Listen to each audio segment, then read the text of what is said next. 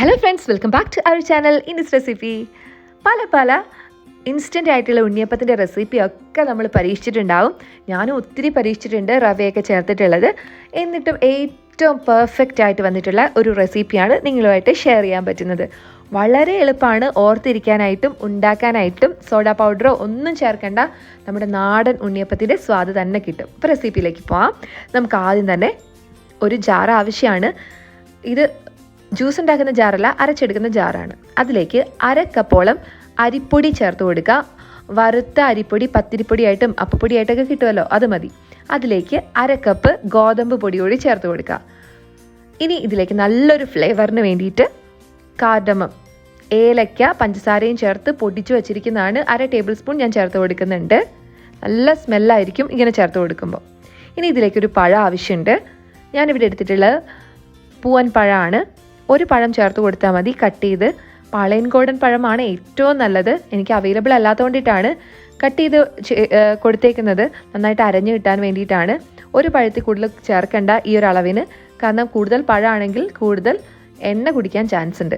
ഇതിലേക്ക് ഞാൻ 1 കപ്പോളം നല്ല കട്ടിയുള്ള കുറുക്കിയെടുത്തിട്ടുള്ള അരിച്ചെടുത്തിട്ടുള്ള ശർക്കര പാനി ചേർത്ത് കൊടുക്കുന്നുണ്ട്. നല്ല മധുരത്തിന് തന്നെയാണ് ഞാൻ ചേർക്കുന്നത്, ഏറ്റവും മധുരമുള്ളത് തന്നെയാണ് സ്വാദ്. അപ്പോൾ നമ്മളിത് ഈ ഒരു ശർക്കരപ്പാനി ഉണ്ടാക്കുമ്പോൾ എന്താ ചെയ്യേണ്ടതെന്ന് വെച്ച് കഴിഞ്ഞാൽ, കുറച്ച് വെള്ളത്തിൽ 2.5 പീസോളം ഇതേപോലെ ശർക്കര ഉരുക്കിയെടുത്തിട്ട് വറ്റിച്ചെടുത്തു ഞാൻ. അപ്പോൾ നമുക്ക് ഒത്തിരി വെള്ളം കൂടി പോവുകയില്ല, നല്ല മധുരം കിട്ടുകയും ചെയ്യും കേട്ടോ. എന്നിട്ടാണ് ഇതിലേക്ക് ഇപ്പോൾ ഒഴിച്ചു കൊടുത്തിട്ടുണ്ടായിരുന്നത്. ഒഴിച്ചു കൊടുത്തിട്ട് നമുക്ക് നന്നായിട്ടൊന്ന് മിക്സ് ചെയ്തെടുക്കണം, അല്ലെങ്കിൽ മിക്സിയുടെ അടിയിൽ പിടിക്കും, നല്ല പോലെ സ്റ്റക്കാവാൻ ചാൻസ് ഉണ്ട് പൊടികളെല്ലാം കൂടി. സോ മിക്സ് ചെയ്തപ്പോൾ കുറച്ചും കൂടി ആവശ്യമുള്ളതുകൊണ്ട് ഞാൻ കുറച്ചും കൂടി ഒഴിച്ചു കൊടുക്കുകയാണ്. നന്നായിട്ട് മിക്സ് ചെയ്ത ശേഷം നമുക്ക് ഈ മിക്സിയിലൊന്ന് അടിച്ചെടുക്കാം.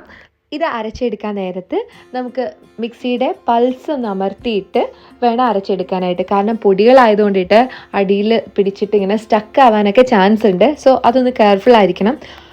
ഒരു മിനിമം വെള്ളം മെയിൻറ്റെയിൻ ചെയ്തിട്ട് വേണം നമ്മൾ അരച്ചെടുക്കാനായിട്ട്. നന്നായിട്ടൊന്ന് അരച്ചിട്ട് വന്നിട്ടുണ്ട്, നല്ല അടിപൊളിയായിട്ട് അരിഞ്ഞു കിട്ടിയിട്ടുണ്ട്. ഇതിലേക്ക് ഇനി നമുക്ക് 1/2 ടേബിൾ സ്പൂണോളം എള്ള് ചേർത്ത് കൊടുക്കാം. നല്ല ഹെൽത്തിയാണ് എള്ള്. അത് മാത്രമല്ല നല്ലൊരു ഫ്ലേവറും, നമ്മൾ കടിക്കുമ്പോൾ നല്ലൊരു ടേസ്റ്റും കിട്ടും. പിന്നെ ഞാൻ ഇതിലേക്ക് തേങ്ങാക്കൊത്ത് ഇതേപോലെ ചെറുതായിട്ട് കട്ട് ചെയ്തെടുത്ത് വെച്ചിട്ടുണ്ട്. വളരെ തിന്നായിട്ട് കട്ട് ചെയ്തെടുത്ത് വെക്കുക.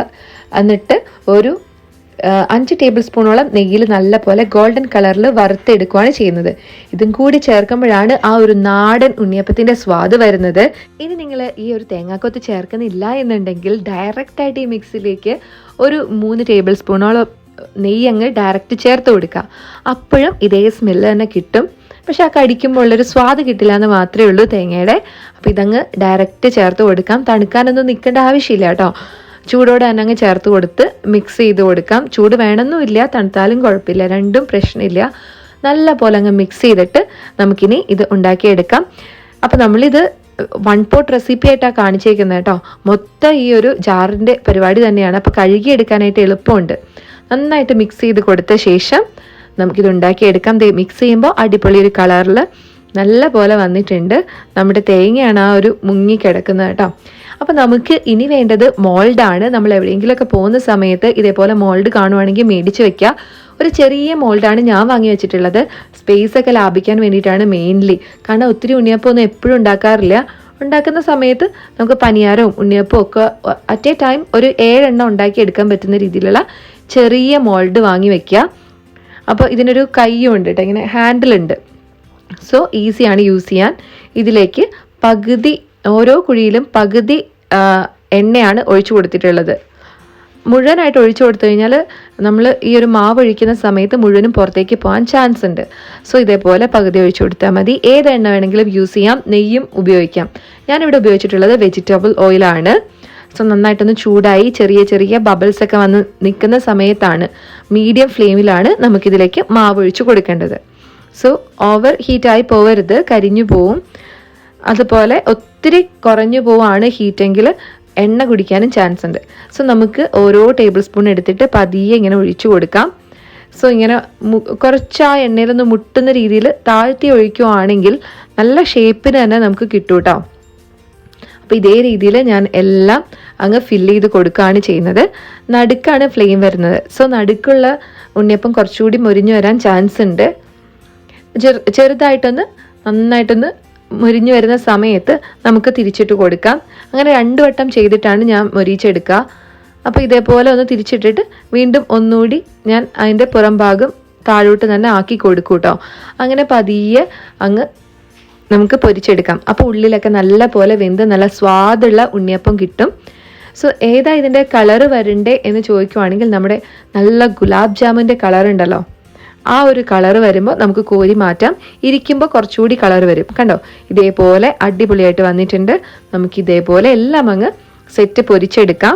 അപ്പോൾ നിങ്ങൾക്കിത് അറിയാലോ, കാണുമ്പോൾ തന്നെ നല്ല ഈസിയാണ് ഉണ്ടാക്കാനായിട്ട്. അപ്പോൾ ഇതേപോലെ നമുക്ക് നല്ല ക്രിസ്പി ആയിട്ടുള്ള സ്പഞ്ചി ആയിട്ടുള്ള സോഡാപ്പൊടി ഒന്നും ചേർക്കാത്ത നല്ല നാടൻ ഉണ്ണിയപ്പം ഇൻസ്റ്റൻ്റ് ആയിട്ട് ഉണ്ടാക്കിയെടുക്കാൻ പറ്റും. ഞാൻ പല റെസിപ്പീസും നോക്കിയിട്ട് അടിപൊളിയായി പെർഫെക്റ്റ് ആയിട്ട് വന്നിട്ടുള്ള റെസിപ്പി തന്നെയാണിത്. സോ എന്തായാലും 4 മണിക്ക് ഒക്കെ നിങ്ങളൊന്ന് പെട്ടെന്ന് ട്രൈ ചെയ്ത് നോക്കി പെട്ടെന്ന് ഉണ്ടാക്കി കഴിക്കാൻ പറ്റുന്ന അടിപൊളി സ്നാക്ക് തന്നെയാണ്. ഉണ്ടാക്കി നോക്കിയിട്ട് അഭിപ്രായം പറയാം. ഞാൻ ഒന്നുകൂടി റിവൈസ് ചെയ്യാം. ആദ്യം തന്നെ 1/2 കപ്പ് വറുത്ത അരിപ്പൊടി, 1/2 കപ്പോളം ഗോതമ്പ് പൊടി, ടേസ്റ്റിന് വേണ്ടിയിട്ട് കാർഡമം പൗഡർ, പിന്നെ ആവശ്യത്തിന് ഈ ഒരു ശർക്കര പാനി, പിന്നെ അതിലേക്ക് 1/2 ടേബിൾ സ്പൂണോളം എള്ള്, പിന്നെ ആവശ്യത്തിന് നെയ്യിൽ പൊരിച്ചിട്ടുള്ള നമ്മുടെ തേങ്ങാക്കൊത്ത്, ഇത്രയും ചേർത്ത് നന്നായിട്ട് മിക്സ് ചെയ്തിട്ട് ജസ്റ്റ് ഒന്ന് പൊരിച്ചെടുക്കുക. അത്ര മാത്രമേ ഉള്ളൂ. അപ്പോൾ എല്ലാവർക്കും ഇഷ്ടപ്പെട്ടു വീഡിയോ എന്ന് വിചാരിക്കുന്നു. വീഡിയോ ഇഷ്ടപ്പെട്ടിട്ടുണ്ടെങ്കിൽ ലൈക്ക് ചെയ്യുക, ഷെയർ ചെയ്യുക, അതുപോലെ സബ്സ്ക്രൈബും കൂടി ചെയ്യാൻ മറക്കല്ലേ. അടുത്ത വീഡിയോയുമായി വീണ്ടും കാണാം. Till then, take care. Bye bye.